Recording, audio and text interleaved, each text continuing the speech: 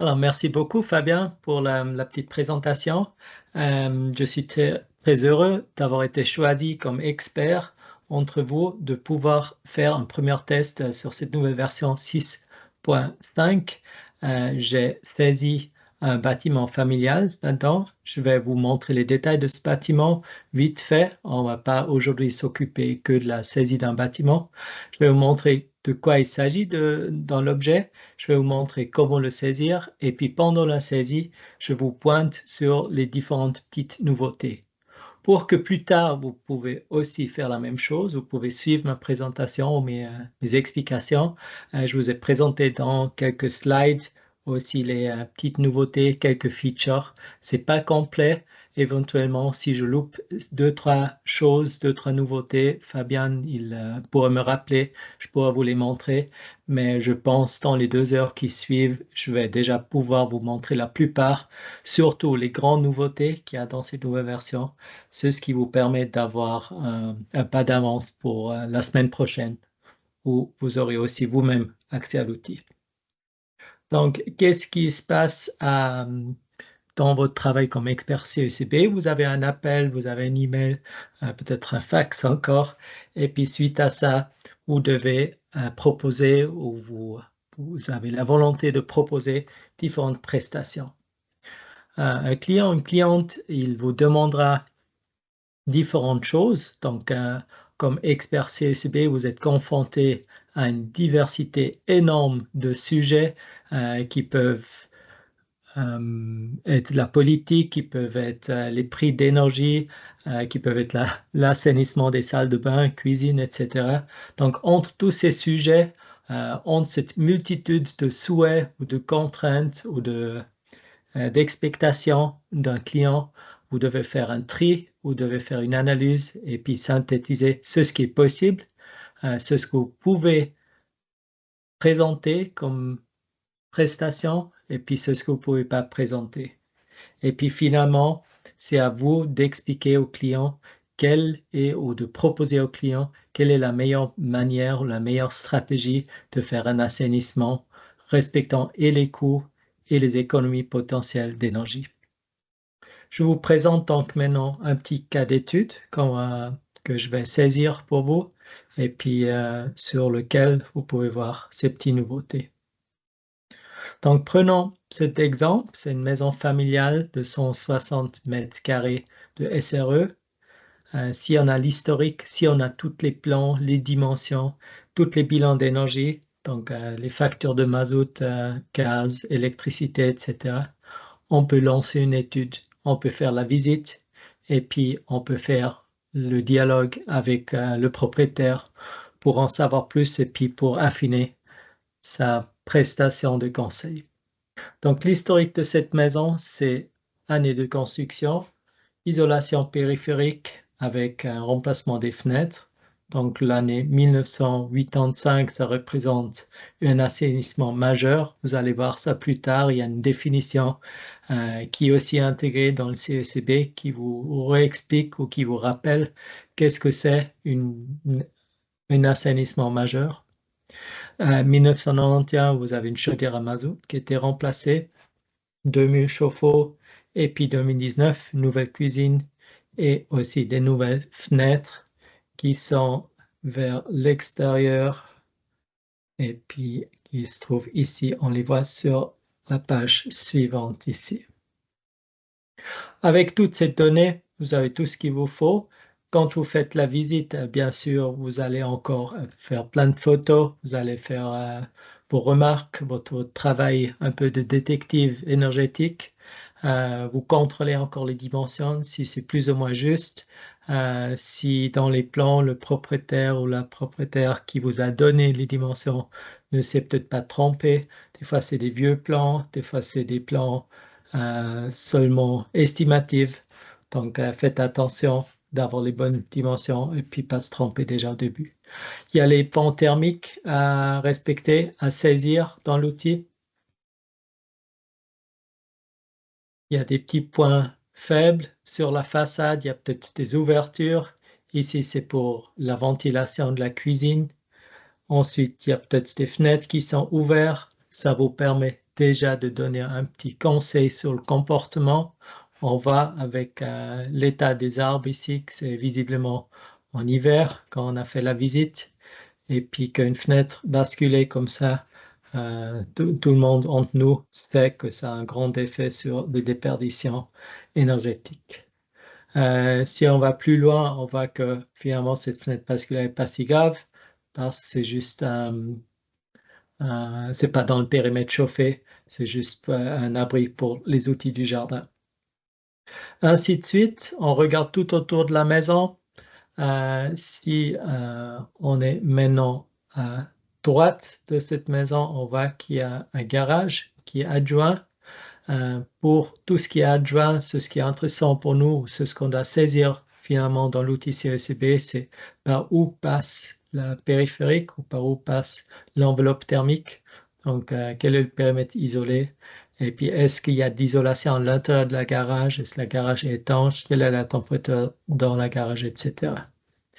Essayez d'utiliser pendant votre visite le plus possible aussi les informations qui viennent de l'habitant ou du propriétaire. C'est lui qui connaît le mieux son immeuble. C'est des informations qui sont faciles à avoir et puis qui vous permettra de ne pas faire d'erreur quand vous faites la saisie ou la définition de ce bâtiment. Si on continue la visite par l'intérieur, on voit que la porte d'entrée principalement en ordre. C'est à considérer quand plus tard on va définir les mesures d'assainissement. Il y a des vitrages décoratifs des deux côtés avec des verres simples et puis une chatière qui forcément va laisser de l'air passer. Donc il y aura une infiltration supplémentaire d'air ici qui est à considérer ou pas. À l'intérieur du bâtiment, il y a un cage d'escalier. Là, vous voyez qu'il y a une porte qui est fermée qui va vers la cave qui est non chauffée, donc vers une zone qui est froide ou qui est définie comme non chauffée tout simplement.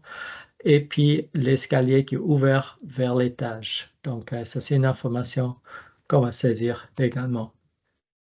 Pendant toute la visite, ce qui est important, c'est de regarder si vous constatez encore des défauts, style moisissure, style humidité, style des dégâts d'eau, par exemple. Si sur les plafonds ou si sur les murs, vous voyez des traces d'eau, possiblement, il y a l'habitant qui peut vous aider. Sinon, vous constatez ça, vous notez ça, et puis ça fera partie de votre prestation de conseil.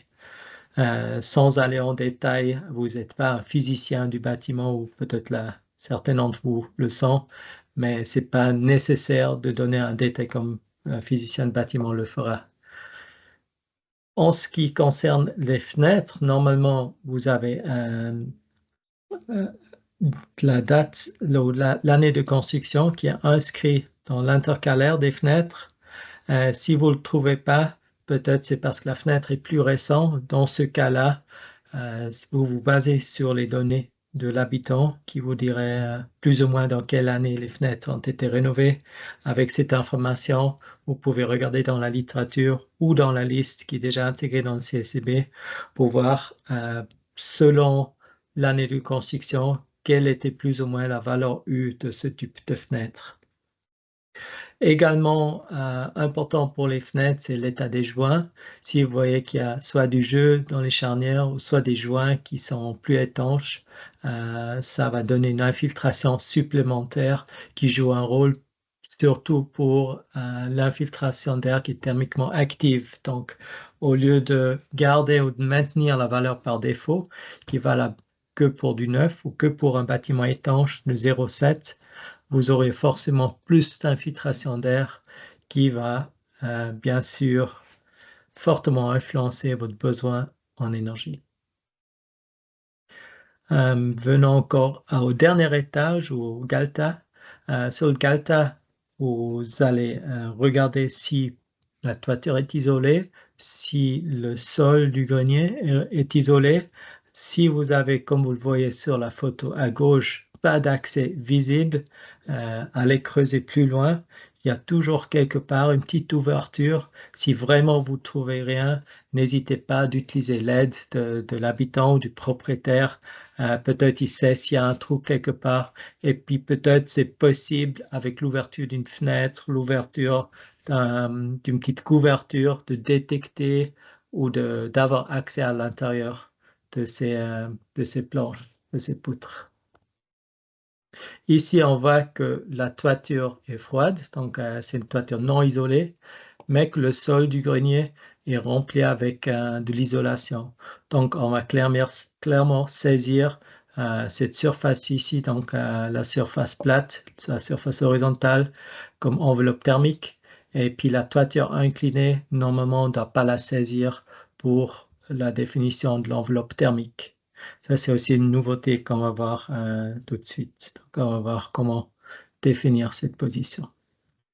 La cuisine, comme on a vu sur l'historique, est assez récente, les appareils sont à jour, donc rien besoin de conseiller ou d'assainir dans les médias. Et puis dans la cave, en ce qui concerne la chaufferie ou la technique du bâtiment, on voit qu'il y a une citerne à mazout clairement à changer et une chaudière à mazout avec des pompes vétustes, des vannes 3 voies qui sont aussi fin de vie. Et puis un chauffe-eau qui, même s'il n'est pas fin de vie, qui est de toute façon vaut d'être changé quand vous touchez à la technique du bâtiment. Pour la distribution du chauffage, des vannes thermostatiques sont installées quasi partout sur tous les radiateurs. Là où il n'y en a pas, notez-le et puis rajoutez-le dans votre conseil. Et puis pour la répartition ou l'équilibrage hydraulique du système, tout semble être OK selon les retours de l'habitant. Il n'y a pas un radiateur qui reste froid, il n'y a pas un qui est beaucoup plus chaud que les autres. Donc on peut considérer que c'est OK. Si vous faites des visites en hiver, des informations comme ça sont toujours beaucoup plus faciles pour vous à trouver. La même chose pour la courbe de chauffe. Si vous faites la visite en été, bien sûr, c'est plus difficile. Vous devez vous baser entièrement sur les données ou les informations de l'habitant ou du propriétaire de l'objet. Donc, tout ce qu'on peut voir pendant la visite ou avec les informations du propriétaire, donc les plans, les dimensions, les factures, on peut, comme avant, donc comme dans la version précédente du CSCB, facilement saisir.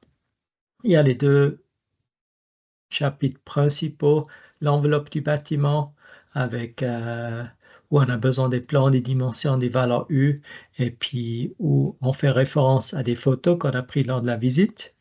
Et puis le deuxième chapitre plus important, c'est la technique du bâtiment, où on va définir et la chaudière et la distribution des accumulateurs pour la chaufferie ou pour l'eau chaude sanitaire, et aussi tous les appareils électriques, l'éclairage, ventilation. Si on commence donc la saisie, vous allez voir à première vue, c'est parfaitement identique par rapport à avant. Et puis après, vous allez voir qu'il y a des petits détails qui sont améliorés, qui sont adaptés dans cette nouvelle version qui vous permettent d'affiner votre conseil ou votre analyse. Et puis ici, il y a une nouveauté qui est quand même plus grande, où on a rajouté quelques slides aussi depuis la semaine passée pour expliquer ce que c'est. Donc, c'est la maintien de valeur de l'élément saisi. Si vous saisissez donc un élément, il y a chaque fois un coût qui apparaît, donc un maintien de la valeur de cet élément avec la somme de tous les différents éléments de l'enveloppe thermique. Vous obtenez ici, dans ce cas, dans les 100 000 francs qui concernent l'enveloppe du bâtiment total. Pour la technique du bâtiment, peut-être 28 000, et puis pour tout l'électroménager, 10 000. Et puis on va voir maintenant comment vous pouvez créer ce détail, comment vous pouvez l'affiner ou corriger si nécessaire. Donc je vais passer maintenant sur le CECB direct online. Donc là, je suis dans l'outil CECB. J'ai reçu un accès test. Donc, moi, je suis déjà sur la version 6.5 aujourd'hui. Et puis, vous voyez que ça ressemble quasi parfaitement à votre accès que vous avez aujourd'hui. Donc, comme nom de projet, je vais dire CECB 6.5 pour vous.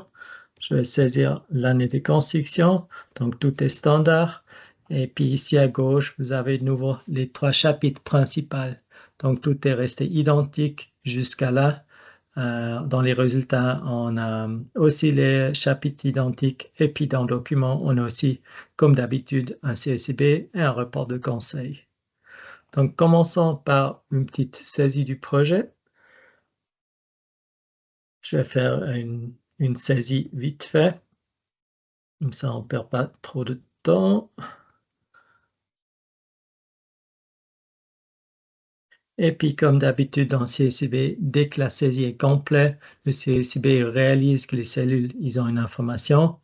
Il bascule la couleur de jaune à blanc et puis vous indique ainsi que vous pouvez continuer avec votre analyse. Si on utilise ici la base de données, pour la plupart des cas, le CECB il va chercher dans MapGeoAdmin le EJD de votre bâtiment, il le trouve, il vous indique cette position dans une carte pour votre contrôle.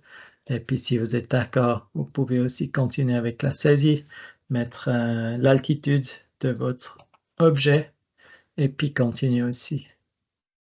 Ici également, la même chose, vous avez toujours l'option de choisir une photo. Notez bien que cette photo, peut-être vous allez passer un jour où il y a du brouillard, où il pleut. Cette photo, il va apparaître et sur le CECB et sur le rapport de conseil. Donc, peut-être le propriétaire ou l'habitant, il voudrait que vous mettez une photo que lui choisit. Donc, n'oubliez pas peut-être de le demander ou de le rendre attentif que cette photo elle va être sur les premières pages ou sur une des premières pages du rapport et puis qu'il a la possibilité de vous envoyer quelque chose s'il n'est pas content avec la vôtre. Comme dénomination du projet, moi j'utilise normalement juste l'adresse. Et puis ici, vous avez, comme je vous ai dit tout à l'heure, le petit bouton I qui vous aide pour retrouver la définition de ce mot. Donc, les I, ils ont été complétés. Il y en avait déjà avant. Maintenant, je trouve qu'il y a beaucoup plus. Donc, c'est bien pour moi. Ça me rappelle souvent quand il y a des mots, des définitions qui ne sont pas toujours très claires ou où j'ai la peine à me rappeler, à me souvenir quelle est la définition de ce mot. Donc là, l'année de la dernière amélioration globale de l'enveloppe bâtiment, petite explication en règle générale, l'efficacité de l'enveloppe du bâtiment des anciens bâtiments s'est améliorée d'au moins 2 à 3 classes. Donc, si vous estimez dans l'historique du bâtiment qu'il y a un assainissement qui est important, qui entre dans cette définition, vous pouvez la saisir. Donc, c'est clairement le cas pour ce bâtiment-là, où 1985, il y a toute la façade ainsi que tous les fenêtres qui ont été assainies. Comme avant, la SRE ne peut pas être saisie ici, mais elle apparaît une fois que l'affectation a été définie. On va saisir vite fait encore le reste. Enregistrer. Et toute l'information du bâtiment est saisie. Ce sous-chapitre ou cette partie de la saisie est complète.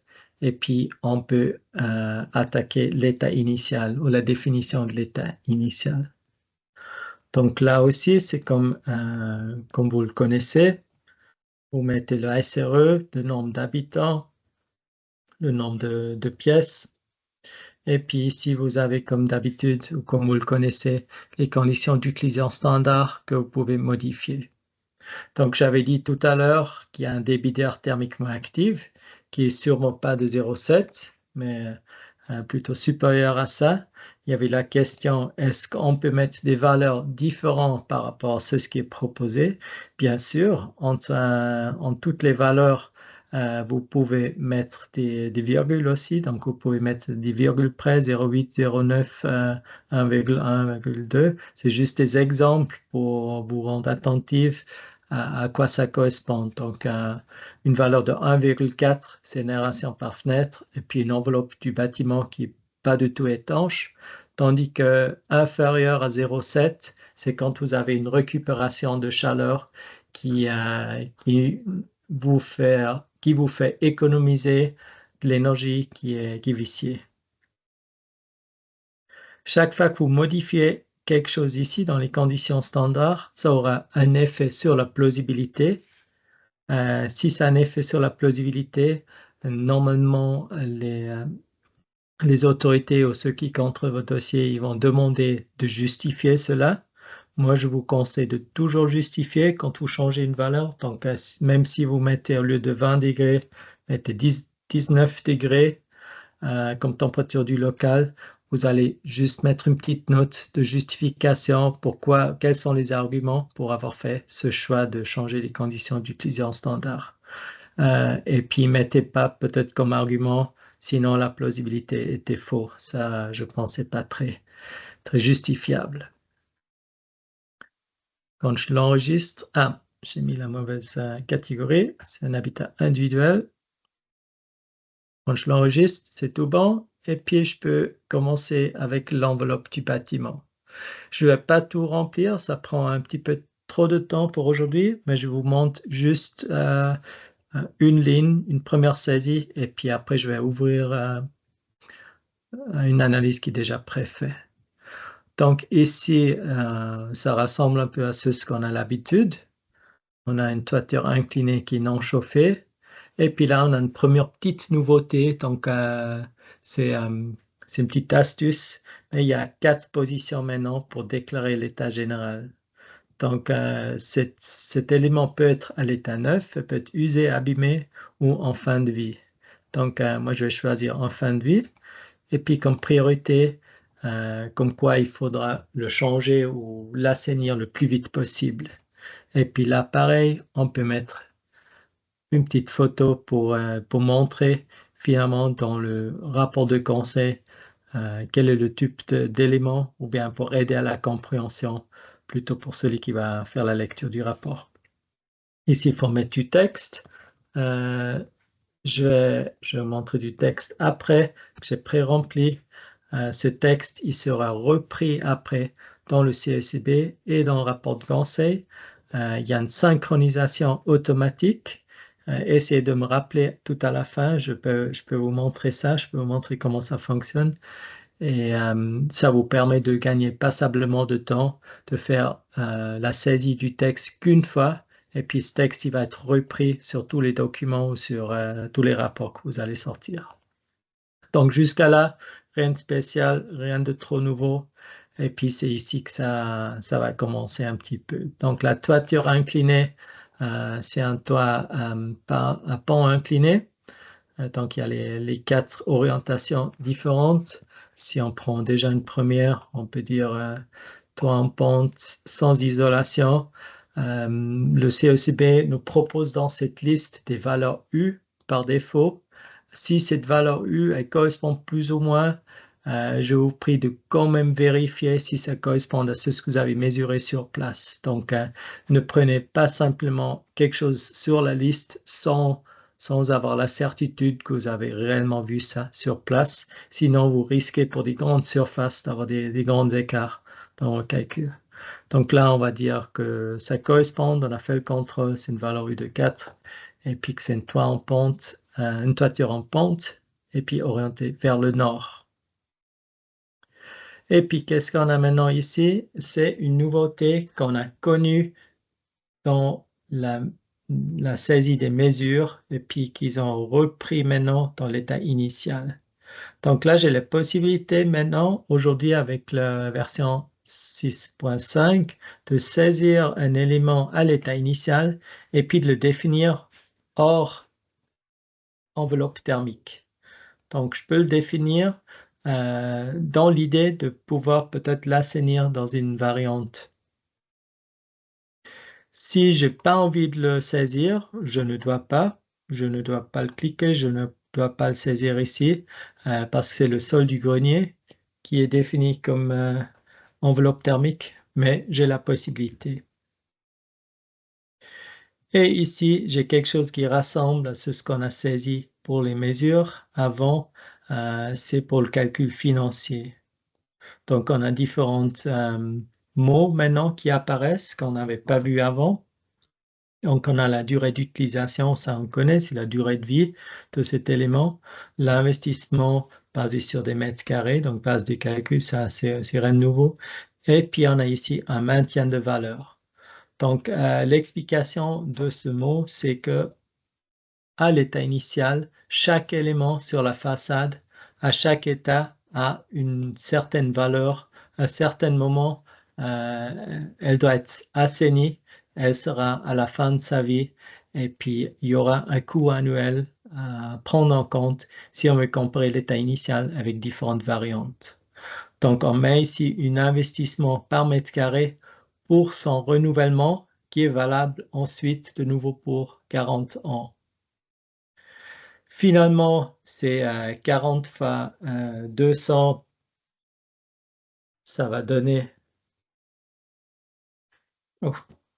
40 fois. Ça va donner une somme, donc vous pouvez aussi mettre 8000 à la place et puis vous mettez comme base de calcul forfaitaire et puis ça donne exactement la même valeur par année. Donc là aussi comme avant. Maintenant que vous avez saisi une position, le CECB va se dire ce chapitre, il a une saisie, c'est tout bon. Et puis là, vous voyez déjà que le CECB, il est peut-être malin, mais pas si malin que ça. Il ne sait pas si vous avez saisi toute la toiture.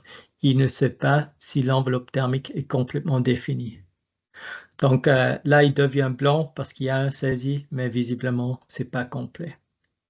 Ce que vous pouvez faire maintenant dans ce nouvel outil pour voir si tout est OK, c'est soit regarder nouveau comme avant dans le résumé de l'enveloppe du bâtiment, si toutes les saisies ont été faites, s'ils sont corrects. Là, on constatera déjà qu'il n'y a pas tout qui est complet, qu'il faudra rajouter quelque chose. Et maintenant, ce qui est nouveau, c'est que vous pouvez cliquer sur Coût. Dans ce chapitre Coût, vous avez un résumé de tous les coûts qui définissent le maintien de la valeur de ce bâtiment. Donc, vous avez dans l'enveloppe du bâtiment total, maintenant, c'est 8000 francs qu'on vient de calculer. Dans technique du bâtiment équipement, frais annexes et déductions, vous n'avez encore pas de saisie. Oui, là, vous avez un saisie, puis là, vous avez un saisie. Mais dans équipement, technique du bâtiment, vous avez encore 0.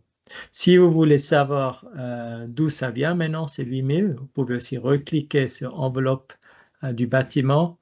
Vous ouvrez le chapitre toit et plafond, et puis là, vous retrouvez ces 8000 francs où tout à l'heure, on avait 200 francs par mètre carré qui va donner, bizarre, on avait 400 francs, je ne me rappelle plus, qui donnait de nouveau la même valeur. Vous avez ici la possibilité de rajouter un échafaudage. L'échafaudage, il est calculé automatiquement en fonction des mètres carrés. Donc, si vous avez défini 30 mètres carrés de surface de mur contre l'extérieur, le CECB va aussi vous compter cette valeur-là comme maintien de valeur pour l'échafaudage. Je vais vous montrer maintenant à quoi ça ressemble quand toutes les positions sont remplies pour l'enveloppe thermique. Donc là, tout le chapitre est blanc. Ça veut dire, si je clique sur le résumé, vous voyez qu'en surface de référence énergique, 160 mètres carrés, les toitures extérieures, il y a tant. Et puis, pour chaque position, il y a une valeur pour la surface, des valeurs pour la valeur U, et puis aussi pour la position, donc la valeur B. Et si je reclique maintenant sur coût, on voit qu'on n'a plus que la toiture à 1000 francs. On a maintenant la somme de tous les éléments qui complètent l'enveloppe thermique du bâtiment. Donc, on a ici les toits et plafonds. On retrouve ces 200 francs par mètre carré. En fait, c'est ici les 8000, oui. On retrouve les 200 francs par mètre carré. On a ici un toit plat où le CSCB nous propose une valeur un poil supérieure. Si vous n'êtes pas d'accord avec cette valeur, vous avez la liberté de le changer. Vous mettez direct 300 francs par mètre carré, par exemple, et puis ça change en live la valeur, et puis ça augmente directement cette position-là, et ça augmente aussi les coûts maintien de valeur de cette position. Vous faites la même chose pour tous les autres éléments, donc pour les murs, pour les fenêtres, les sols, et puis là, il y a le calcul automatique de l'échafaudage. Là, on voit que le calcul n'est pas automatique, mais que je l'ai déjà arrondi. Donc, si j'aurais gardé ou maintenu le calcul automatique, ça m'aurait donné les 6108. Et puis moi, j'ai écrit à travers 10 000 parce que ça me paraissait plus juste pour le taille de ce bâtiment. Dans l'enveloppe du bâtiment, peut-être vous n'avez pas que les éléments qui sont nécessaires pour le maintien de chaleur, pour l'isolation thermique. Vous avez peut-être aussi, puis vous avez peut-être juste vu que je l'ai effacé, des stores solaires, donc protection solaire. Quand vous avez une protection solaire qui a déjà une valeur aujourd'hui, et puis vous voulez la considérer dans votre calcul, vous pouvez la définir exactement de la même manière et puis l'utiliser dans le calcul de rentabilité. Donc, de prendre cette somme, de prendre cet investissement et puis de le maintenir pour tous les calculs avec une durée d'utilisation définie. Puis, vous pouvez ainsi rajouter des coûts ou aussi enlever des coûts ou changer des coûts, comme je l'ai fait pour l'échafaudage. Donc, on va remettre peut-être les 10 000 ici, ce qui me paraît plus juste pour ce bâtiment.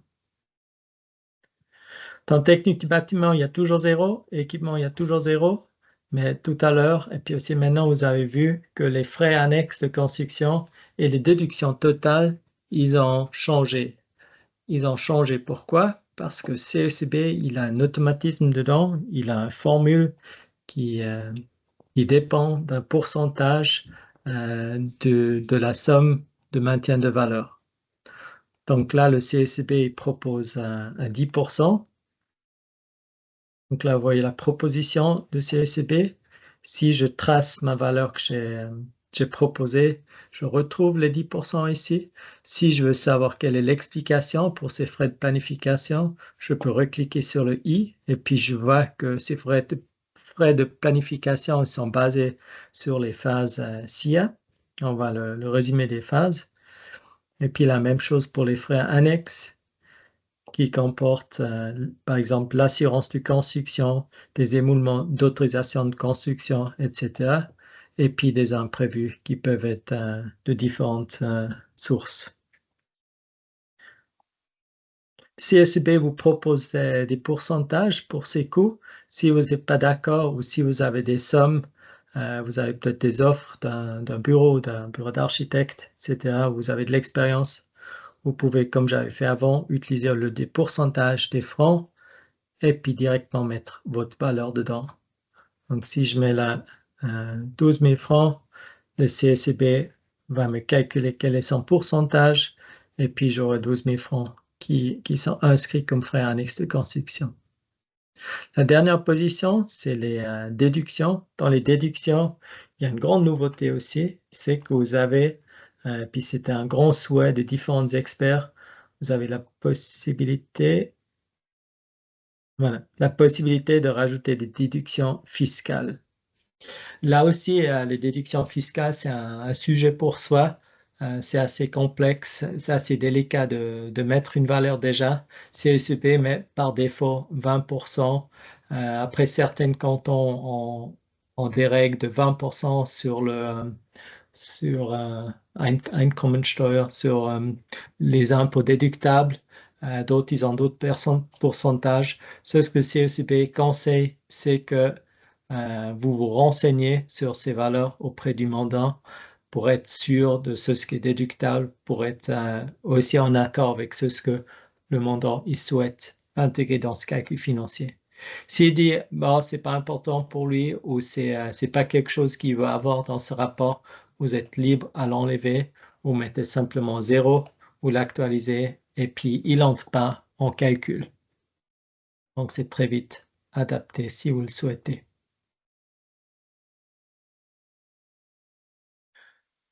Donc si je complète maintenant aussi la partie technique du bâtiment, on va avoir des valeurs là, je vais le faire pour vous et puis après je vous montre l'étude qui est pré-remplie.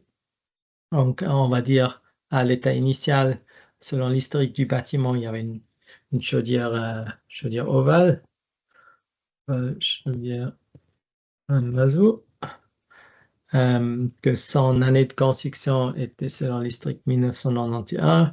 Comme avant, le CECB va vous proposer une fraction utile pour ce chauffage en fonction de la distribution que vous avez et puis le reste sera défini par vous. Ici, vous avez la même saisie de maintien de la valeur et puis cette maintien de valeur, elle est adaptée encore ou elle est adaptable en fonction de la puissance que vous installez. Donc, pour un remplacement d'une chaudière à mazout, le CECB il compte dans les 24 000. Et puis, si vous remplacez un 20 kW, il comptera plus. Pour un 5 kW, un petit peu moins. Dans ce remplacement est compris et la démolition, et le raccordement électrique, et l'assainissement de cette chaudière. Ce qui n'est pas compris dans, c'est l'accumulateur et c'est la distribution de chaleur qui est dans les autres chapitres. Le CSUB distingue maintenant entre un maintenance et puis un frais d'entretien. Donc, un maintenance ou maintien de la valeur, c'est la valeur que la chaudière ou que cet élément a aujourd'hui. Et puis, comme frais d'entretien est défini les vraies factures d'entretien, typiquement pour une chaudière à mazout, ça sera le ramoneur et possiblement un service annuel. Donc, on peut mettre la valeur qu'on connaît pour ce genre d'installation.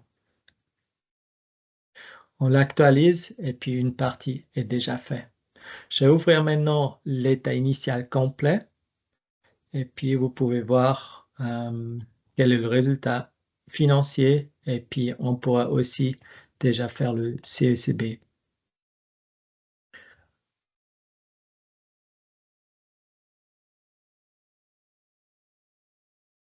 Donc c'est celui-là. Donc celui-là, je vous ai pré-rempli et l'enveloppe thermique du bâtiment et la technique du bâtiment. Donc dans la technique, rappelez-vous, il n'y a pas que la définition de la chaudière et l'eau chaude sanitaire. Il y a aussi le chapitre électroménager. Donc là, j'ai saisi la cuisine, l'éclairage et puis les petits appareils électroniques qui sont en fonction de SRE. Donc là, c'est comme avant, il y a les 80% de la SRE qui sont la valeur minimale. Et puis, vous pouvez choisir pour l'électroménager la qualité, les besoins annuels, etc. J'ai maintenant donc rempli tout l'état initial. Les contrôles que je peux faire aujourd'hui sont mieux qu'avant. Avant, je regardais le résumé des chapitres. Je regardais, par exemple, ici, je regardais en cliquant sur technique du bâtiment qui a été les producteurs. Puis aujourd'hui, j'ai la possibilité supplémentaire de regarder les coûts. Donc, si je vois qu'ici, j'ai un coût qui dépasse complètement ce qui est imaginable, je peux aller sur cette position et puis je peux tout de suite les corriger, soit directement dans ces tableaux ici, soit sur l'élément en cliquant sur l'abréviation. Je peux regarder maintenant ce que je viens de saisir, donc la technique du bâtiment, afin de comprendre ces 28 000. Donc, c'est ce que CECB me propose pour un maintien de valeur pour ces trois éléments que j'ai définis. J'ai ici une chaudière ovale, j'ai un chauffe-eau électrique, comme producteur de chaleur, donc WE, c'est juste l'abréviation en allemand, Wärmeerzeuger. En français, c'est PC, producteur de chaleur. J'ai les deux producteurs de chaleur. La chaudière à mazout, elle est définie comme étant d'une valeur de 24 400 pour le remplacement. Et puis le chauffe-eau électrique, dans la production, on compte le corps de chauffe électrique. Et puis dans l'accumulation, dans l'accumulateur chauffe-eau, on compte 3000. Donc en total, pour remplacer ce chauffe-eau électrique, on comptera 3600 francs. Dans le CECB, si on somme les trois positions, on retrouve les 28 000. Si on n'est pas d'accord avec ça, ou si on se dit les radiateurs, on doit les changer, ou le chauffage au sol, ou la circulation, ou la distribution d'eau chaude sanitaire, on a la possibilité de rajouter des coûts ici également. Donc, dès que je rajoute un coût, il apparaît dans la liste et puis il vient se sommer à la technique du bâtiment. Donc, c'est très simple, très transparent et puis très rapide à modifier. Si ce contrôle il est OK, si toutes les valeurs ont été saisies, on va dans les résultats. On clique sur résultat et puis on peut cliquer sur calculer, ce qui nous permet de ouvrir ou de générer un rapport CECB. Comme avant, vous aviez le contrôle de plausibilité avec les pourcentages à respecter. Donc, le CECB il conseille de rester entre plus et moins 20% ici. Si vous êtes au-delà, il faut clairement expliquer pourquoi vous êtes au-delà. Ça arrive dans certains cas, mais il faut donner des arguments pour qu'on puisse aussi suivre votre calcul. En bas, vous voyez, comme d'habitude, l'évaluation. Pour vous aider à contrôler l'état initial, donc je l'ai coché avant, c'est pour ça qu'il ne devenait pas rouge.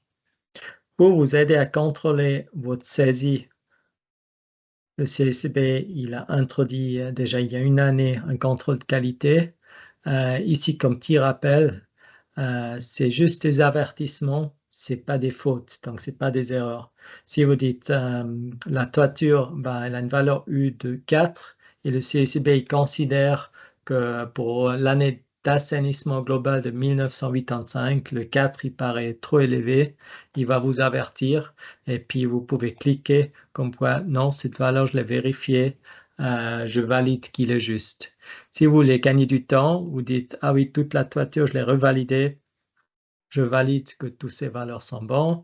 Je fais la même chose pour les autres éléments. Je valide le tout. Et puis aussi pour la vérification de saisie, je fais tout bon. Et puis vous voyez que le contrôle de qualité, il est plus rouge. Donc considérez ça comme aide. C'est pas pour vous embêter, c'est pour vous rappeler possiblement, là il y a une discrépance entre les valeurs que vous avez saisies et puis l'année de construction que vous avez saisie. Donc considérez ça comme ça. Également, quelque chose qui est nouveau maintenant, c'est un calcul de rentabilité où avant, on avait juste un tableau avec des coûts qui étaient peu lisibles, qui étaient difficiles à comprendre, à interpréter, et puis qui étaient complètement modifiés maintenant avec ces deux graphiques principaux. Donc, on a en haut un coût d'investissement, puis en bas, on a des coûts annuels. En état initial, on utilise par année donc un coût énergétique de 5 666. Et puis, si on somme tous les différents éléments avec leur maintien de valeur respective, on trouve un maintien de la valeur restante de plus que 7 000. Donc, à l'état initial, on aura des coûts de 13 300 francs. Et puis, on peut comparer ça maintenant avec des variantes. Donc, c'est ça, on va revenir maintenant quand on fait des variantes. Pour le CECB, comme je vous ai dit tout à l'heure, il y a la possibilité de reprendre, maintenant je ne peux pas parce que je l'ai publié, vous pouvez reprendre des valeurs que vous avez par défaut, ou bien vous pouvez reprendre des valeurs que vous avez écrites. Donc, il y a une synchronisation automatique maintenant. Ça vous fait gagner du temps. Vous avez qu'à écrire le texte qu'une fois. Et puis là, non plus, je ne peux pas le changer parce que je l'ai publié. Je vais vous montrer ça après sur un autre exemple. Vous avez qu'à écrire le texte une fois, il apparaît ici. Et puis en cliquant sur ce bouton, vous pouvez le mettre, vous pouvez l'intégrer dans le CECB. Si vous cliquez sur le bouton vert à côté du gris, vous avez la valeur par défaut qui apparaît sur le CLCB. Je vais vite vous montrer le CLCB. Et puis après, je passerai peut-être rapidement la parole à Fabien pour répondre peut-être à des questions qui sont venues pour le plénum.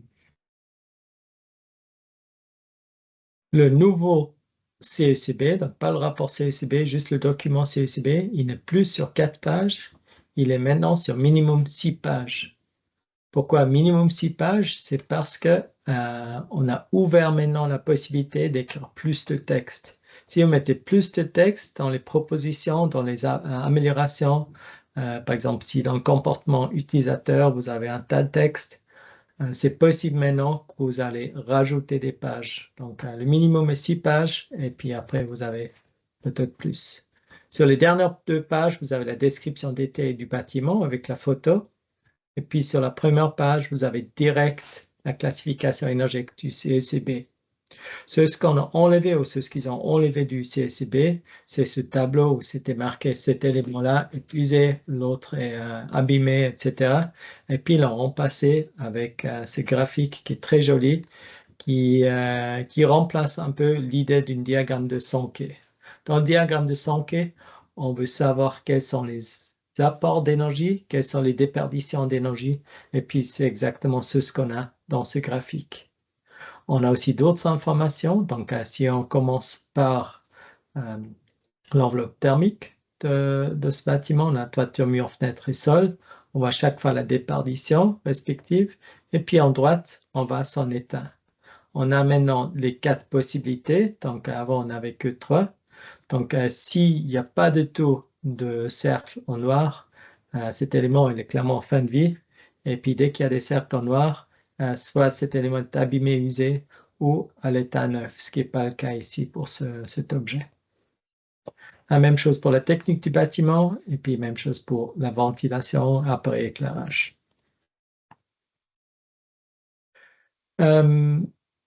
Voilà, donc pour l'état initial, moi j'ai quasi terminé. Je fais juste encore une dernière slide avec les explications des mots et puis l'explication du maintien de valeur.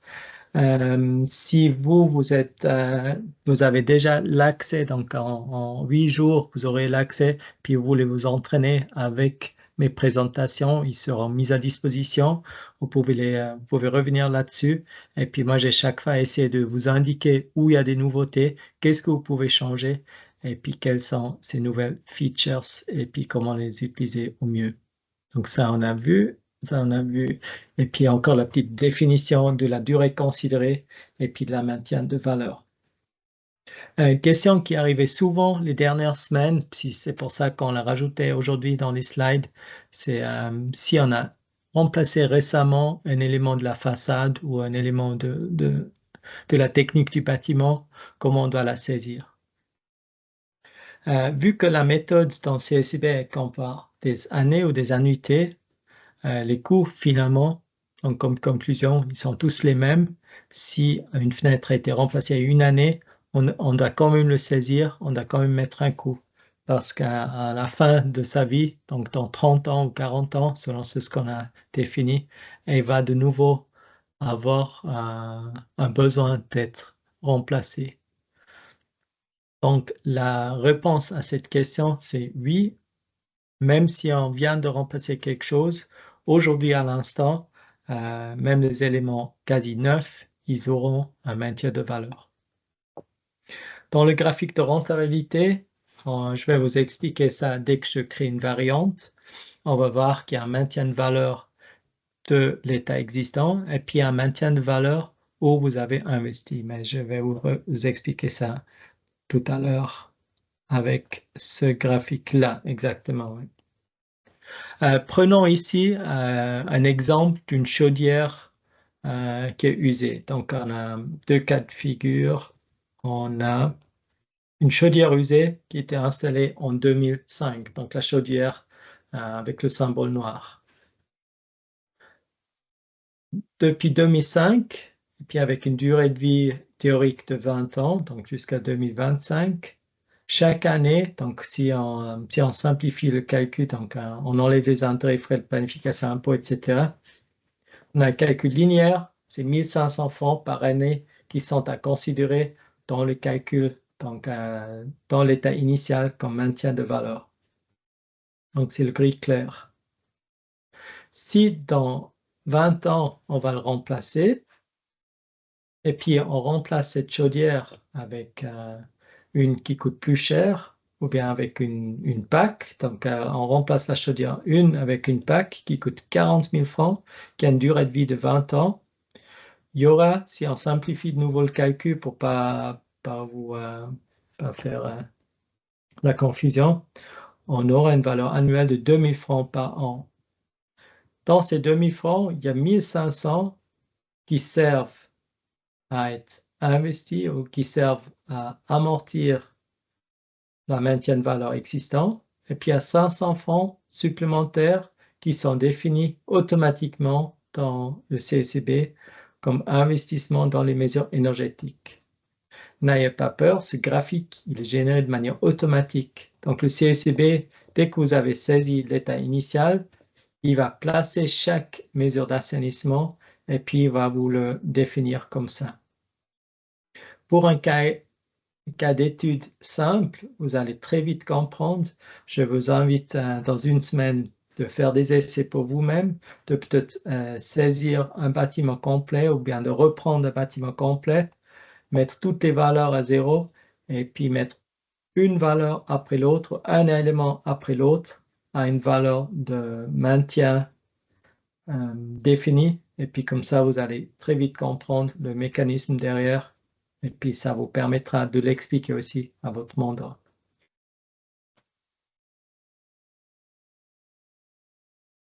Donc comme conclusion, les coûts annuels sont indépendants de l'âge et du moment de remplacement.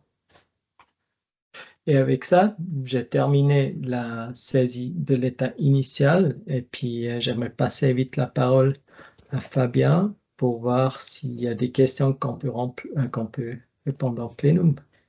Alors, beaucoup moins de questions que la dernière fois, mais je pense qu'on a justement aussi rajouté ces slides qui expliquent deux, trois choses. Donc voilà, on a une question de Madame Noël Martin qui pose la question par rapport au XML. Alors, effectivement, à l'état actuel, si vous saisissez des éléments qui sont hors ATH, ils sont pas importés. Il faudra voir comment les OSAI le met dans le fichier d'export, hein, ça je sais pas. Par contre, je viens de vérifier aussi, les OSAI sera prêt le jour du lancement, donc le 25 septembre à 14 h, c'est noté. Donc, nous, on déploie la version 6.5 de midi à 14 h, grosso modo. Si vous importez depuis les eaux, il faudra vite faire une mise à jour de les OSAI à 14 h pour voir si ça fonctionne. Nous, on importe un XML. Hein, donc, du moment que l'information est dans le XML, elle va être reprise dans l'outil. Le cas échéant, c'est surtout pour cette histoire de toiture qu'il faut vite aller rajouter 2 ou 4, ça dépend du toit en question, de rajouter ces petites surfaces de toiture. Ça prend 5 minutes à rajouter dans l'outil au cas où. Voilà, sinon c'était comment saisir dans l'outil, mais là tu l'as bien présenté, Peter, donc je crois qu'on peut continuer. Okay, ouais. Alors je continue et puis peut-être s'il y a des questions qui sont pertinentes, tu m'interromps ou sinon on fait la prochaine session de questions à 15h moins quart, je Ouais, pense. tout à fait. Ouais, super, très bien. Excellent. Alors je vais continuer. Donc je vais quand même vite prendre un petit peu d'eau.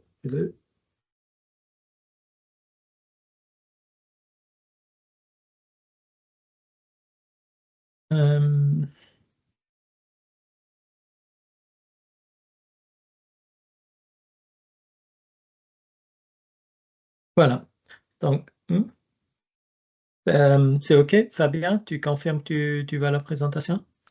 On voit la présentation, ouais. OK, parfait, ouais. Donc, pour la saisie de mesures, on revient à ce qui a été discuté avec le mandant. Donc, lui, il a plein de questions, il a une diversité énorme. Et puis, c'est à vous maintenant de synthétiser ça. Et puis, moi, j'aurais proposé, ou je propose toujours dans mes formations, de faire ça, de faire une définition de ce que vous allez analyser ou des variantes que vous allez créer pour lui avant de faire le projet. Il n'y a rien de pire que de faire ça trop tard. Donc, si vous, après la visite, vous vous mettez dans vos bureaux, vous faites toute l'analyse CECB+, vous faites toutes les variantes. Donc, maintenant, vous pouvez faire jusqu'à 5 variantes. Vous faites les 5 variantes, vous les présentez au client, et puis vous rappelle, et puis il dit, ah, il n'a pas du tout pensé à ça, lui, pensait à autre chose. Là, vous devez quasiment recommencer à zéro, parce que vous n'allez pas oser lui demander de payer 2 heures de plus, et puis tout le monde va être un peu frustré. Donc, c'est pour éviter des malentendus. Peut-être vous avez d'autres méthodes, mais sinon, moi, je vous proposerai de faire quelque chose comme ça, que je vous expliquerai maintenant. Donc, dans une liste à gauche, vous mettez toutes les mesures possibles. Donc, finalement, ça va toujours être plus ou moins les mêmes. Donc, il y aura l'enveloppe thermique du bâtiment, il y aura la technique du bâtiment, et puis en ce qui concerne la toiture, du solaire thermique photovoltaïque, la possibilité peut-être de recevoir un label Minergie, et puis aussi la ventilation. Après, vous pouvez agrandir la liste. Il y a peut-être encore des sujets qui étaient annoncés ce matin. Immobility, qu'est-ce que vous avez? Vous avez des annexes, donc agrandissement. Ah non, ça j'ai noté ici, agrandissement. Vous avez peut-être des éléments dans le jardin aussi à respecter. Et puis tout ça peut être défini ici. Une fois que vous avez tout défini, vous pouvez l'envoyer au client, cliente, et puis vous savez que tout le monde est d'accord, et puis vous pouvez lancer votre étude. Dans la saisie des mesures, vous allez tout de suite constater, donc je vais de nouveau faire une démonstration live, et puis vous pouvez me suivre, que quasi tout est identique à part des petites adaptations cosmétiques. Donc, il y a, comme on a vu à l'état initial, cette histoire d'éléments de construction en dehors de l'enveloppe thermique qui peut être aujourd'hui définie et dans l'état initial et peut être modifié dans les mesures. Et aussi la possibilité de rajouter des positions libres qui sont comptées dans le calcul de rentabilité.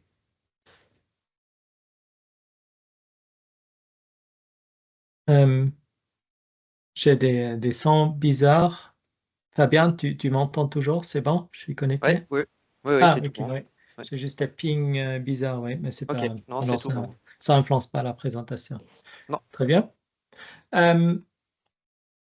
Ensuite, dans la saisie des mesures, vous avez le chapitre technique du bâtiment, où vous avez aussi, comme avant, la possibilité d'utiliser la même abréviation. Comme vous le voyez ici, on peut remplacer une chaudière à mazout avec une pompe à chaleur, une chaudière à bois avec autre chose. On peut aussi tracer une position, donc on a la méthode de substitution avec la même abréviation, et puis on a aussi la méthode où on peut cocher quelque chose, le tracer, et puis ensuite ainsi l'enlever de l'analyse, puis le remplacer soit par la même abréviation, soit par une autre abréviation. Aussi là, il y a des petites adaptations cosmétiques. Et puis aussi là, il y a des coûts par défaut qui sont mis à jour avec pour la technique, justement, le choix possible pour les différentes puissances. On a, depuis l'état initial, tous les coûts de maintien de ce bâtiment, de cet objet. On a la somme de tous ces coûts. Et puis maintenant, on peut facilement les comparer avec une ou deux variantes pour comprendre quelle est l'économie financière, quelle est l'économie en énergie, et puis quelle est finalement la variante ou l'option qu'on veut proposer, qu'on veut cocher comme optimisation conseillée pour notre mandat. Je vais vous montrer tout à l'heure comment faire une variante fenêtre, puis comment faire une variante chauffe-eau-pack, et puis on pourra le comparer ensemble.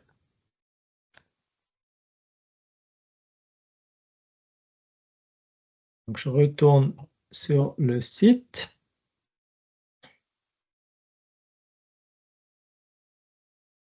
Et puis, je vais ouvrir ce que j'ai préparé.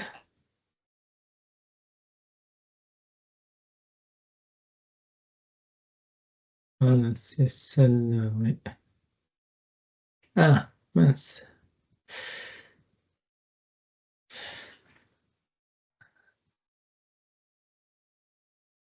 Non, c'est pas celle-là. J'ai fait une erreur qui vous est déjà arrivée sur moi aussi. J'ai effacé des positions dans l'état initial que je voulais vous montrer. Donc, je dois prendre une autre analyse. Je vais prendre... Quand on publie pas, Ouais, ça, c'est pas bloqué et puis on risque justement cette erreur. exactement. Donc tu l'avais précisé d'ailleurs la dernière fois, hein, ce que je donne aussi au cours de base, c'est que quand vous travaillez sur, moi je l'appelle l'ascenseur qui est à gauche, parce que l'ascenseur il n'arrête pas de bouger, il va en haut en bas, de fermer l'étage où on veut pas aller. Donc par exemple l'état initial, Tout pour à fait, éviter de faire comme de, ça, ouais, ouais, de faire ouais. comme tu viens de le montrer. Ça c'est Donc, je vraiment viens de un faire truc qui arrive faux. souvent. Donc, c'est ce que je voulais vous montrer, c'est que dans mesure, si j'enlève maintenant ça et j'enlève ça, voilà, c'est ce que je voulais vous montrer. Donc, on est dans mesure. Ouais, peut-être je vais le copier. Désolé, ouais, j'ai fait une erreur de manip. Je vais le copier.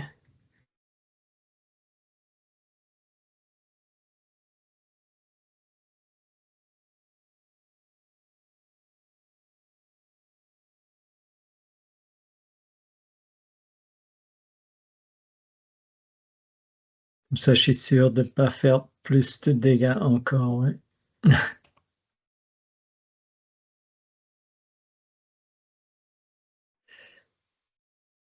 Voilà. Donc, disons dans les mesures, j'ai aucune position. Pour le chapitre toit et plafond, j'ai la possibilité de copier l'état initial ou d'afficher l'état initial. Donc, ça, on connaît déjà depuis un moment. C'est ce qui m'aide à définir les mesures à prendre. Donc, je peux désactiver ça. Je copie l'état initial et puis dans les autres plafonds, pareil. Maintenant, j'ai la situation. J'ai des toits inclinés qui sont en dehors de l'enveloppe thermique du bâtiment. Et puis, je veux, dans une des mesures d'assainissement, proposer comme quoi on change l'enveloppe thermique, donc qu'on n'utilise plus le sol du Galta, mais qu'on utilise maintenant ces toitures inclinées. Comment faire? Je peux choisir une des toitures inclinées, je peux choisir la quatrième, et puis en cliquant sur mutation multiple, je peux tous les changer en même temps. Donc, ce que je vais changer, c'est que je change les toitures incliné, et puis je note comme quoi je les isole. Donc, toiture inclinée avec isolation. Je change la valeur U pour cette toiture. Donc là, j'aurai une valeur U que j'ai prédéfinie avant. Je dis que ces éléments maintenant, ils sont plus en dehors de l'enveloppe thermique, mais qui sont effectivement maintenant intégrés. Donc, les 4 positions, ils sont maintenant utilisés comme enveloppe thermique de ce bâtiment. Et puis, bien sûr, je dois rajouter un investissement.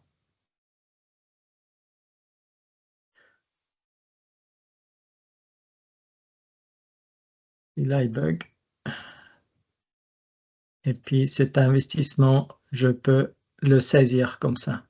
Donc maintenant, qu'est-ce que j'ai fait? J'ai changé la définition de cette toiture. Ils ont maintenant plus, entre parenthèses, étant hors enveloppe thermique du bâtiment. Et puis, ils sont considérés maintenant comme surface de l'enveloppe thermique. Pour vérifier si j'ai fait juste, je peux aller sur les calculateurs SIA. Et puis, dans le calculateur SIA, j'ai la surface totale. Oui, je ne l'aurai pas encore parce que j'ai encore une erreur, mais je vais vous montrer tout à l'heure. J'ai la surface totale de l'enveloppe et puis je peux comparer si ce que j'ai fait, ça correspond à ce que je voulais avoir. Pour la toiture plate, elle a déjà une valeur U qui est respectable, donc je peux l'enlever. Et puis pour le Galta, qui était tout à l'heure défini comme étant la toiture ou bien le couvercle de l'enveloppe thermique, je dois maintenant le définir comme non existant. Pour faire ça, je peux dire nombre égale à 0 ou bien que cet élément il est maintenant hors enveloppe thermique. Donc j'ai les deux possibilités. Et puis là aussi, je peux dire aucune mesure, par exemple, comme ça, j'ai aucun coût. Si je dois investir quelque chose, je peux rajouter ça. J'actualise ça, j'enregistre, et puis maintenant les erreurs sont loin, et puis ça me permet de faire le calcul et puis de vérifier si cette surface de l'enveloppe thermique, elle est justifiable, si elle est logique. À l'état initial, j'ai donc 395 mètres carrés pour l'enveloppe thermique. Si je change par exemple des fenêtres, j'aurai la même chose. Si je change des packs, j'aurai la même chose. Et dès que je change l'enveloppe thermique, donc je vais redéfinir la toiture, j'aurai une haute valeur, ce qui n'est pas le cas ici. Donc je sais que cette variante, je vais devoir la modifier. Et puis pour l'agrandissement, j'ai une autre valeur, donc cette variante-là, elle me paraît juste. Si vous changez la surface totale de l'enveloppe, vous aurez une influence sur le facteur d'enveloppe.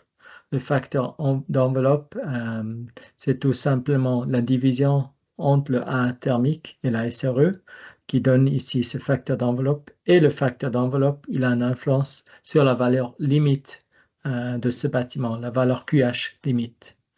Là, vous voyez que pour une des variantes, la valeur limite, elle est inférieure par rapport aux autres.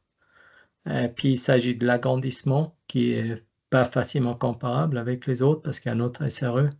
Mais cet agrandissement ayant un facteur d'enveloppe inférieur, elle a aussi un QH limite qui est inférieur. On trouve le QH limite plus bas dans les besoins de chaleur pour le chauffage. Et puis on peut constater ici que le QH limite à l'état initial jusqu'à la variante changer technique et enveloppe, elle est de 54, tandis que pour l'agrandissement, elle est qu'à 50. Donc on a presque 10% de changement de différence par rapport aux autres variantes. Mais ce que je voulais montrer ici, c'est comment faire des variantes, puis comment ils vont influencer les coûts financiers. Si j'affiche maintenant les coûts financiers, donc j'ai effacé toutes les variantes, j'aurai que l'état initial. Donc je vois que ce que j'ai saisi tout à l'heure. Si je veux maintenant comparer le changement des fenêtres ou une autre mesure d'assainissement, une autre variante, je vais d'abord le créer et puis ensuite je peux le définir. Donc là, je vais changer les fenêtres de 1985 et puis j'aurai maximum une semaine pour faire cette modification. L'explication de durée de construction, elle sera affichée à côté du titre ou dans le sous-chapitre dans le rapport de conseil. Donc, réfléchissez un petit peu à quelle pourrait être la durée de construction. Ça a sûrement une grande influence sur la décision de l'habitant ou du mandant pour quelle variante il souhaitera finalement réaliser. Le reste, je n'ai pas besoin de changer. Et puis, je peux ici, pour cette variante, cocher les différentes fenêtres. Donc là, soit je coche tout, et puis j'enlève ce qui ne m'intéresse pas, soit je coche que les fenêtres qui m'intéressent. Donc, dans les fenêtres, j'aurai pas les portes. J'aurai celle-là. Pas les fenêtres décoratives qui sont juste à côté de la porte d'entrée, pas la porte. Celle-là, celle-là et celle-là. Et puis la fenêtre 7 et la fenêtre 8, c'est les fenêtres qui ont été rénovées déjà en 2019, donc je n'ai pas besoin de les recocher. Et puis les dernières deux fenêtres, ça correspond aux fenêtres pour l'agrandissement, donc je n'ai pas besoin pour cette variante de les cocher. Pour uniquement changer les fenêtres, je n'obtiens pas de subvention, donc je ne peux rien cocher ici au niveau des subventions. Je vais enregistrer ça maintenant. Et puis j'aurai des coûts ici qui sont affichés, qui correspondent aux fenêtres. Donc directement, dans ce chapitre coûts, je vois que en toiture et plafond, j'ai aucun investissement. Mur, la même chose. Et puis pour les fenêtres, j'ai une somme de 20 800 francs qui correspondent à un investissement partiel du maintien de valeur pour cette position. J'ai de nouveau ici la position automatique échafaudage qui est créée par CSIB. Très rarement, on a besoin d'un échafaudage pour changer les fenêtres. Donc, on peut simplement soit laisser une petite somme si on a besoin quand même d'une construction, soit on l'enlève complètement et puis comme ça, on sait que cette valeur, elle est correcte. On a maintenant donc validé les coûts pour cette position. Si on n'est pas sûr, on peut quand même ouvrir encore les détails. On voit qu'à l'état initial, on avait compté comme maintien de valeur 700 francs par mètre carré. Et puis quand on les remplace, on a quand même compté 1000 francs par mètre carré. Maintenant, il y avait souvent la question dans les cours précédentes, pourquoi j'ai pas la même valeur? Puis effectivement, ça peut être un sujet, ça peut être demandé que pour remplacer les valeurs, on ne pourra plus mettre les anciennes valeurs ou on ne pourra plus mettre des fenêtres d'une valeur U insuffisante. Donc dès qu'on les change, on doit directement mettre des fenêtres d'une équivalence à du neuf. Donc, c'est ce que nous, on a proposé par rapport à ça dans les cantons, dans les situations où on a l'obligation de changer une fenêtre avec une fenêtre qui a plus de confort thermique ou une valeur U supérieure, on mettrait la même valeur. C'est directement changeable et puis on a la même somme si on calcule par mètre carré. Donc 1100 francs pour l'existant et puis 1100 francs pour la nouvelle fenêtre. On peut faire la même chose partout. Et puis comme ça, on a la certitude qu'on change toutes les fenêtres avec quelque chose de comparable.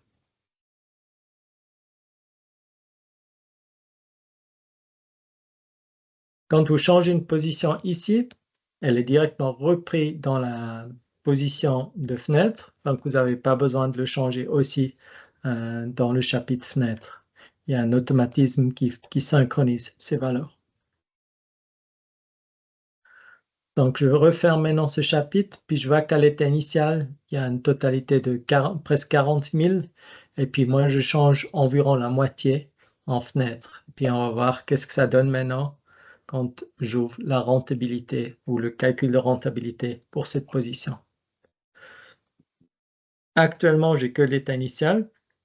Dès que je clique sur calculer, j'aurai sous l'état initial dans le graphique coût d'investissement, puis aussi dans le graphique ici, coût annuel, les deux positions. Donc, regardons d'abord ou principalement ce graphique-là, et puis qu'est-ce qu'on voit ici? À l'état initial, on a un coût énergétique de 8200 francs, et puis on a une valeur de maintien de presque 5000 francs. Si on change les fenêtres, évidemment, le coût énergétique va être réduit, donc on aura une valeur annuelle à payer qui est moindre. La valeur de maintien, par contre, elle ne sera pas réduite, c'est toujours la même somme, donc tout ce qui est gris clair et gris foncé, ça se somme, puis ça donne toujours la même valeur. Donc ici, les 1300 et quelques, avec les 3000 et quelques, ça redonne les 4976 francs. Sauf qu'une partie de cette valeur, on a investi. Donc, on a investi dans le maintien de valeur d'une somme de 1362 francs. Si maintenant la nouvelle fenêtre elle est supérieure, donc elle a une valeur supérieure à l'ancienne fenêtre, on aura ici un investissement dans une mesure énergétique. Donc, on augmente encore le confort dans le but d'avoir un gain énergétique. Et puis, je vais vous simuler ça rien qu'avec une modification simple des coûts. Je vais donc ouvrir les coûts et puis je dis qu'ici, les fenêtres, les nouvelles fenêtres, ils coûteront 1200 francs.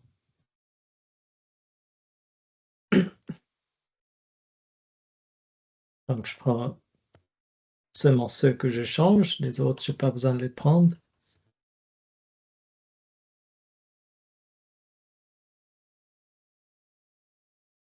Voilà. Si je referme maintenant ces coûts, puis je reclique sur la rentabilité, il n'a pas pris mes modifications. Oui. Je vais vous montrer après, j'ai préparé une analyse et puis là, on le voit bien.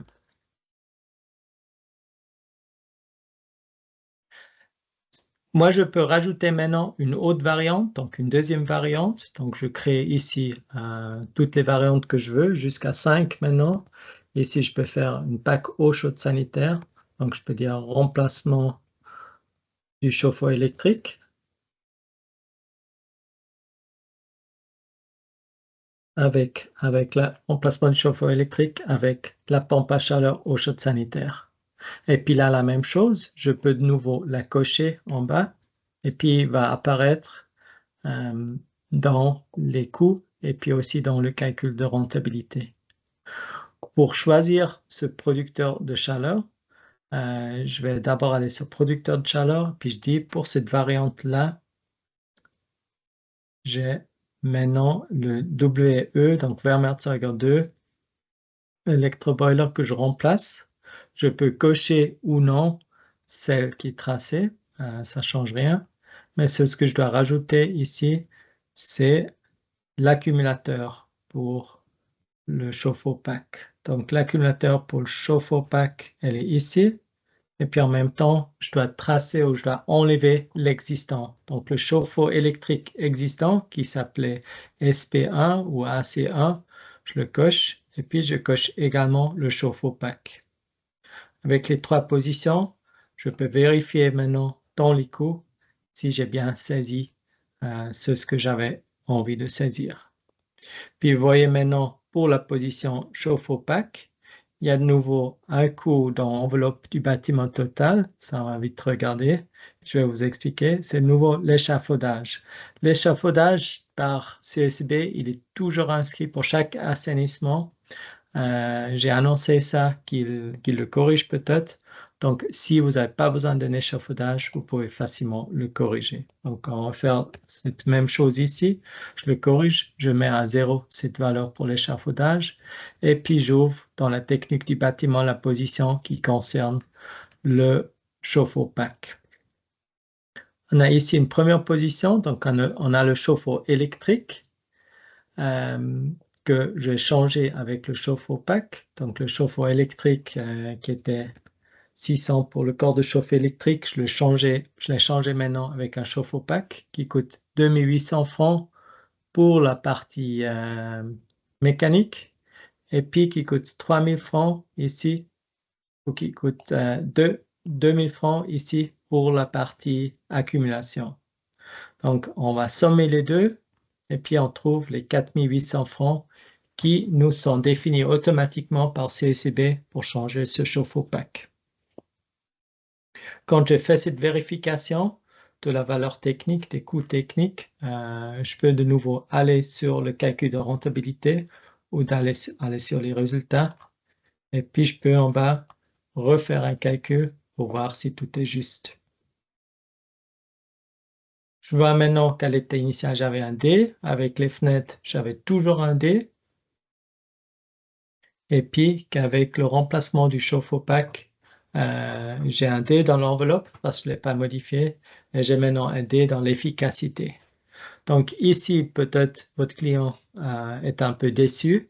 Et puis là, vous avez la possibilité d'aller regarder dans les pourcentages pourquoi j'ai toujours un D, pourquoi mes améliorations, ils n'ont pas du tout changé la classification dans cette analyse. Puis on constate que le D à l'état initial, il est à 199%, pour les fenêtres à 177 et puis pour le chauffe-eau pack à 193. Donc c'est bien justifiable qu'il y a toujours un D, mais qu'à l'état initial, c'est un très mauvais D.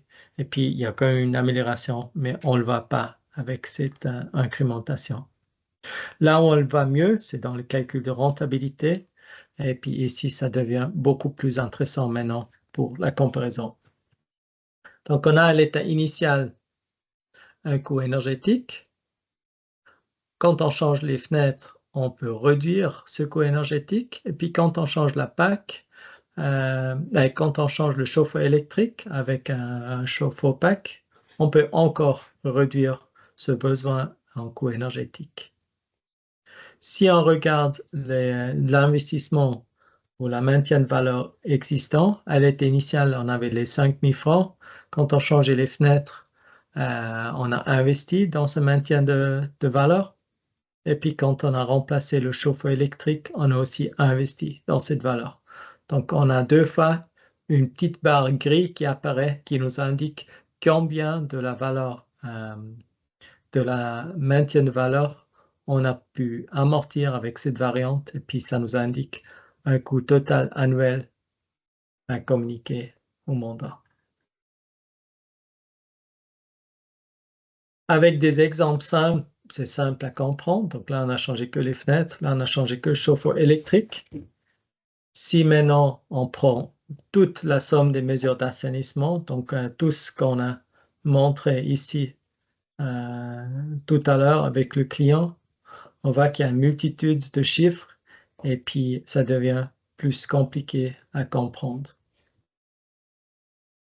Je peux ouvrir maintenant la variante où j'ai tout saisi.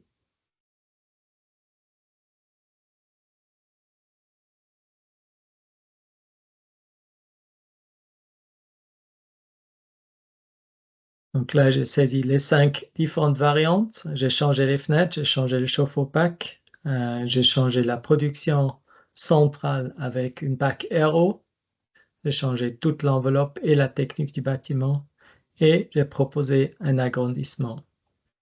Si on va en détail maintenant pour ces 5 différentes variantes, on peut voir ici les détails de ce qui a été fait.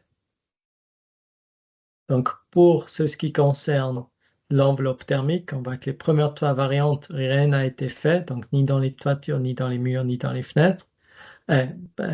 Pour les fenêtres, oui. Mais dans la technique et l'enveloppe du bâtiment, qu'on a changé dans les toitures, la toiture inclinée qu'on a redéfinie, et puis pour l'agrandissement, on a rajouté de la toiture pour permettre plus de surface de SRE. On peut comparer la même chose pour les murs. Dans l'agrandissement, donc ça va être la variante qu'on va conseiller au mandant pour son assainissement.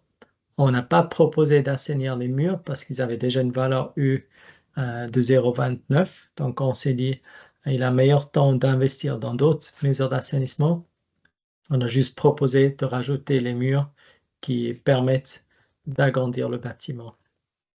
Net porte, nouveau le même détail, sol le même détail, et puis pour les producteurs de chaleur, on a aussi ici la possibilité de faire ce contrôle. On mélange donc toutes ces variantes, on contrôle si tous les coches sont au bon endroit, et puis on va de nouveau sur les coûts, où on va maintenant par exemple notre fameuse position échafaudage, qui est maintenant juste, il n'y a que les positions qui traitent l'enveloppe thermique du bâtiment, qui ont besoin d'un échafaudage, et puis les autres positions, ils n'ont pas besoin. Pour les fenêtres, on voit que la variante fenêtre a une position, donc a un coût. La variante technique et enveloppe a un coût. Et puis pour l'agrandissement, on a ce même coût, mais augmenté parce qu'on rajoute des fenêtres. Donc tout est logique jusqu'à là. On peut contrôler aussi les autres positions. Et puis, on peut aller sur les résultats et aussi sur la rentabilité.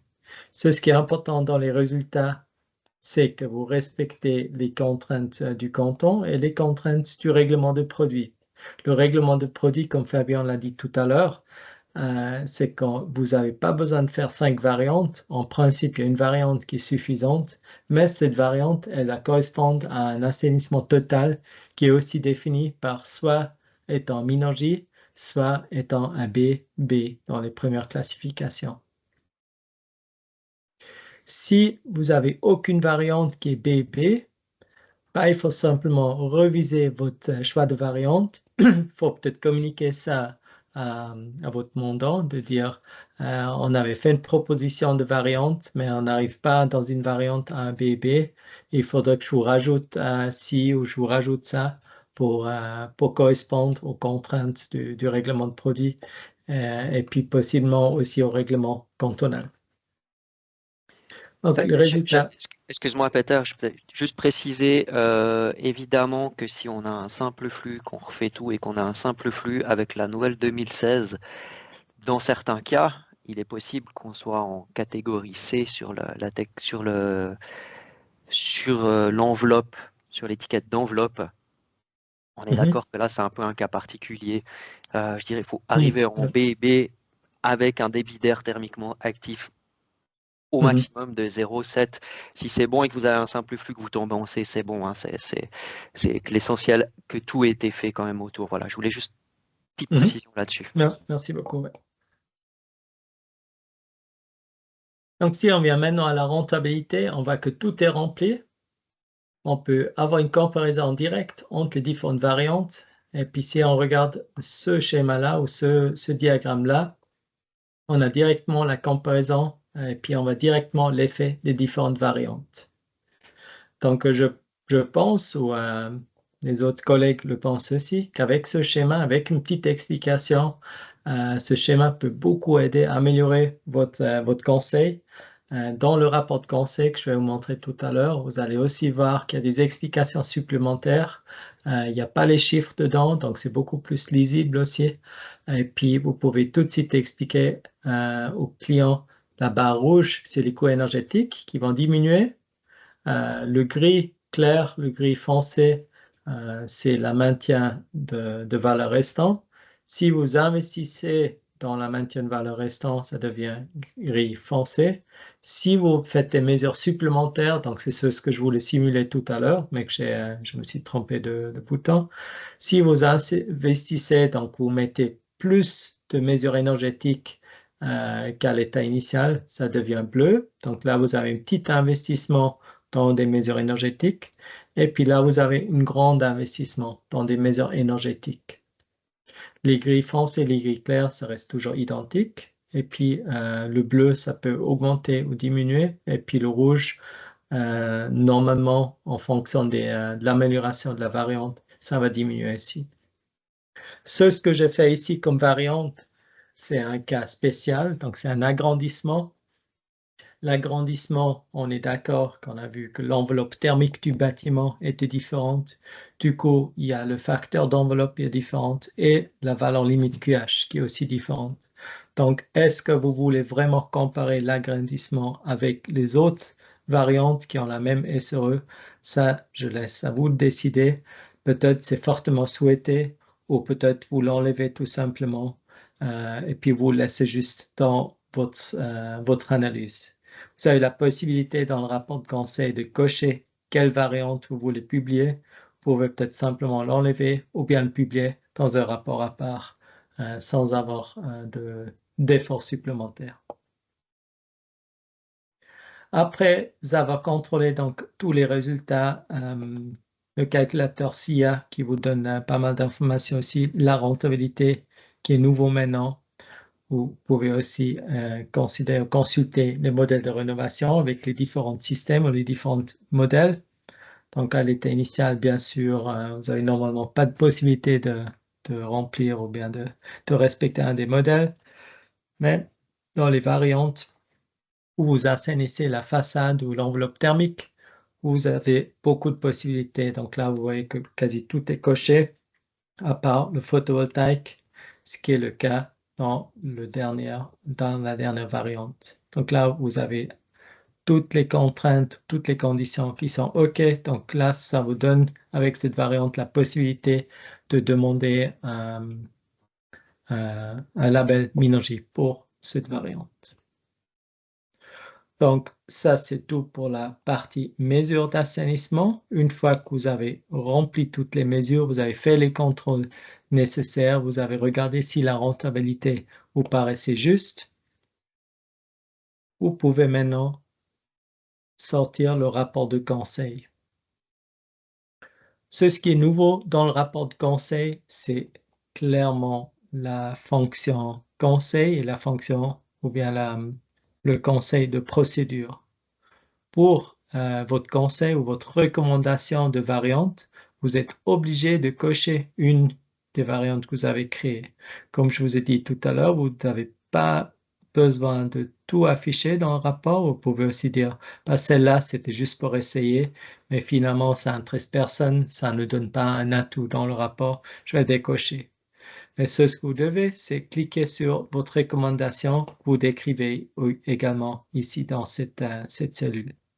Donc, vous cliquez sur la recommandation, vous écrivez votre texte et vous décrivez ici la procédure suivante. Donc, quelle est la procédure à respecter une fois que vous avez fait votre choix. Les procédures qui sont proposées ici, ils suivent plus ou moins les phases SIA. Si vous voulez proposer d'autres procédures, vous pouvez simplement les effacer. Vous avez besoin de au moins une position ici. Donc, si vous enlevez la dernière, ça retombe à 4. Et puis, vous pouvez redéfinir les différentes positions. Si vous dites non, 4 n'est pas suffisante ou je veux les renommer complètement, vous pouvez aussi créer une 5e, une 6e et ainsi de suite jusqu'à ce que la procédure est satisfaisante pour vous dans votre recommandation. Ouvrons maintenant rapidement le rapport de conseil avant de redonner la parole à Fabien pour des questions. Et puis, je vais vous montrer les quelques améliorations principales dans le rapport de conseil. Donc, si je dézoome un peu, soit sur le PDF, soit sur le Word que j'ai aussi ouvert, vous allez voir beaucoup plus de blanc. C'était volontaire parce que ça augmente clairement la visibilité. Donc, si vous avez plus de pages blancs ou plus des espaces blancs, vous avez plus de possibilités de lire clairement le rapport. Vous voyez aussi de distance beaucoup de couleurs, donc on a rajouté des graphiques qui sont très jolis. Par exemple, celle-là qui résume toutes les différentes variantes avec leurs classes énergétiques respectives. Ensuite, Fabien vous a parlé tout à l'heure des commentaires rouges. Je vais chercher une, je vais vous montrer. Sur cette page ici, vous avez des commentaires rouges. Avant, vous avez eu l'obligation de les enlever ou bien de les remplacer avec votre propre texte. Aujourd'hui, vous n'avez plus besoin. Dès que vous cliquez sur imprimer, le texte rouge, il disparaît. Ça, vous pouvez simuler en cliquant sur le bouton des paragraphes, le bouton du format. Donc, dès que vous cliquez dessus, vous voyez les remarques et puis si vous l'enlevez, vous voyez comment le rapport il sera imprimé. Donc, ça, c'est aussi une des nouveautés. Et puis après, je vous remontre maintenant peut-être dans le PDF parce que ça va plus vite. Je vous remontre le graphique que vous avez vu, ce graphique-là, sur le document CSUB. Et puis, qu'est-ce qu'il devient quand il est comparé avec des variantes. Donc là, il est à l'état initial. On l'a regardé tout à l'heure. Les boutons, les boules, c'est pour son état. Et puis, le chiffre, c'est pour les kilowattheures. Le tout est expliqué aussi avec du texte dans le rapport de conseil. Si on scrolle plus bas, on peut voir la recommandation, mais qui est d'abord trop difficile. Je vais d'abord vous montrer ça avec le changement des fenêtres.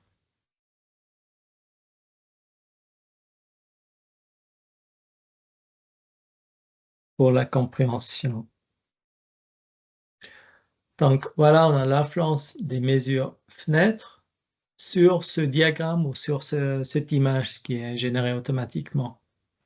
On voit qu'avec les fenêtres, on a une économie à faire et puis que les fenêtres, ils passent à l'état neuf. Avec cette économie, on a aussi moins besoin de chauffage. Donc là, on fait une économie, là, on fait la même économie finalement. Donc c'est l'amener de chaleur, c'est la déperdition de chaleur. Ça montre direct au client quel est l'élément qu'il a assaini et puis où est-ce qu'il a économisé de l'énergie. Si on combine maintenant les différentes mesures d'assainissement dans la variante de recommandation, on voit un graphique qui est beaucoup plus complète, qui est plus difficile à comprendre aussi. Et puis c'est celle-là. Donc dans cette même graphique, on a l'influence de la recommandation par rapport à l'état initial. Donc si on regarde d'abord les déperditions à travers les façades ou à travers l'enveloppe thermique du bâtiment, on voit qu'à travers la toiture, on perd plus maintenant. Pourquoi on perd plus? C'est simple, c'est parce qu'il s'agit de l'agrandissement. Donc effectivement, là, comme j'ai dit avant, on est en train de comparer des poires et des pommes. On compare une surface SRE de 186 mètres carrés, qui a aussi une surface de toiture qui est plus élevée, avec des toitures qui sont moins grandes. Donc cette comparaison, elle n'est pas terrible. Si vraiment il est souhaité, vous devez l'expliquer. Si elle n'est pas souhaitée, peut-être c'est mieux de l'enlever de votre rapport et puis de le montrer à part. Malgré l'augmentation de la surface des fenêtres, on a pu faire une économie parce que les fenêtres à l'été initial ils étaient tellement mauvais. Même chose pour le sol, le chauffage et l'eau chaude. Donc, il y a à chaque fois une économie qui est faite. Et pour les appareils éclairage, c'est pareil comme pour la toiture et les murs. Si on ne les change pas, on a augmenté leur surface. Les appareils éclairage qui sont en fonction de la surface SRE. Donc, forcément là, on a augmenté le besoin en énergie et puis on est dans le rouge. Toutes les positions, par contre, ont vécu un assainissement. Donc, si déjà on assainit une partie de toute la toiture, les boules deviennent vertes. Donc, si on assainit juste la toiture nord, le CECB ne va pas différencier. Il va dire on a pris en compte une mesure d'assainissement sur la toiture. On va considérer si on n'a pas assaini les autres pans de toiture, les autres inclinaisons, que l'état est à l'état neuf aujourd'hui. Donc, tout est vert maintenant pour indiquer qu'est-ce qu'il y avait à l'état initial. Il y a quand même le boule qui est noir. Donc, comme ça, le client, la cliente, elle va tout de suite, quelle est l'amélioration que vous avez pu faire. Donc, ça, je trouve, c'est génial pour les recommandations. Voilà, je suis quasi au bout de ma présentation et puis je pense que je vais passer la parole à Fabien pour des questions. Donc, je répétais tout ce que j'ai montré dans les slides. Donc, ceux qui veulent refaire quelque chose après, ils peuvent ouvrir les slides et puis ils peuvent aussi voir finalement les mêmes textes là-dedans.